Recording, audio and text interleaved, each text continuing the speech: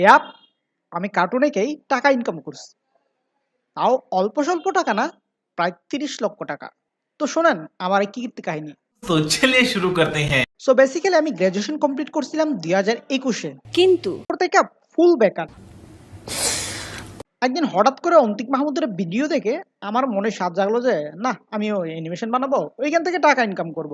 কার্টুনেকে কামাই করে সেই টাকা দিয়ে আমি মাঝে মধ্যে বিদেশ যাই, কারণ আমি মানুষের এই একটা ভ্রান্ত ধারণা ভাঙাইতে চাই যে কার্টুনিস্টদের বাংলাদেশে ভাব নেই। বেসিক্যালি আমি মূলত আইলসা টাইপের মানুষ। তো আইলসা মানুষটা চাই কি, যখন ইচ্ছে কাজ করবে, তারপর ইচ্ছা নইলে কাজ বন্ধ করে দিলাম।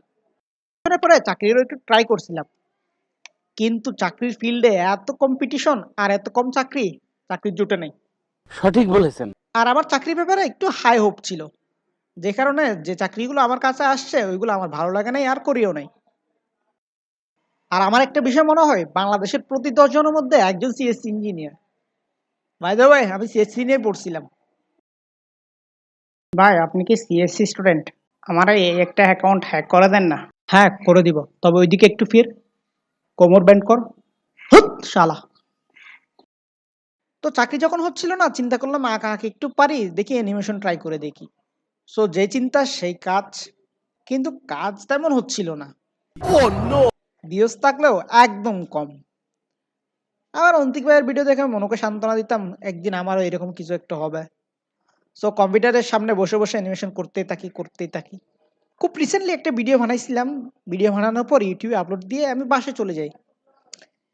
তারপর খেয়ে দিয়ে ঘুমিয়ে পড়ি। ওমা, সকালে দেখি ভিউজ প্রায় 34 মিলিয়ন। Good, very good. চোখ আমার পুরা কপালে উঠে গেছে। কেমনি কি, তাও আবার রিফ্রেশ দিলাম, না ঘটনা দেখি সত্য। উপরে আল্লাহ নিচে জমিন, কথা সত্য। খুশিতে লাফাচ্ছিলাম পুরা। তারপর দেখি ওই ভিডিওতে পুরা $2000 কাছাকাছি ইনকাম হয়েছে।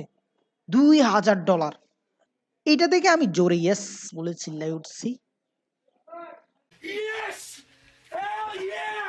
আমি স্বপ্ন দেখছিলাম, কোনো টাকা ইনকাম হয়নি।